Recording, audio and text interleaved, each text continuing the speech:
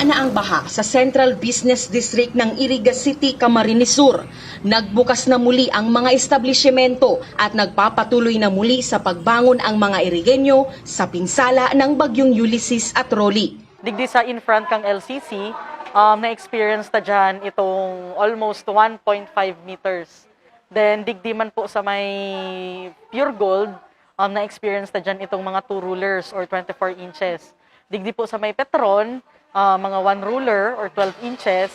Sa tala ng City Social Welfare and Development Office o CSWDO, umabot sa 5,960 na pamilya ang pinakanapinsala ng bagyong Ulysses. Agad nagsagawa ng relief distribution ng tanggapan na may kasama ring trapal. Right after the typhoon, alas 6 pa lang po ng aga, nag-iikot na kami. So tigdumanan mi po talaga sa mga evacuees, iyo po ang tigtawan na ng mga relief goods. Taigwa po kitang nakuha sa DSWD ng 1,000 packs.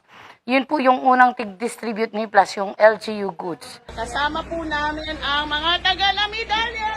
Bukod sa DSWD, nagpaabot din ng tulong sa mga kababayang Irigenyo si Undersecretary Jonathan Malaya ng Department of Interior and Local Government o DILG. Ipinagkatiwala ito ng tanggapan kay Mayor Madeline Roby Alfelor na personal na ipinamahagi ang mga ayuda sa pinakanangangailangang pamilya kasabay ng damage assessment. Nandito po kami sa Barangay Salvacion. Kasama ko po si Kapitan Lagati, Ma'am Merced Balanza po ang from DSWD in charge po sa River Unit.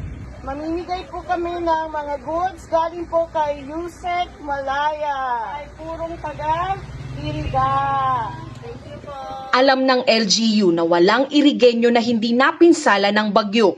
Pero para sa alkalde, kailangang unahin na mahatira ng ayuda ang labis na nasalanta, lalo't sila rin ang pinakaapektado ng ipinatupad na community quarantine dahil sa COVID-19.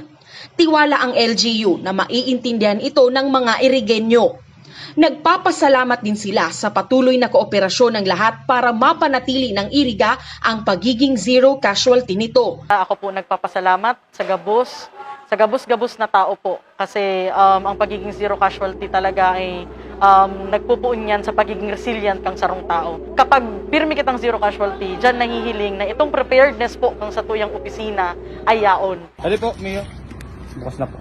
Sabi ni Mayor Madel, gagawin ng LGU ang lahat para sa kaligtasan ng mga Irigenyo sa sakuna at sakit sa panahon ng bagong normal. Toothbrush,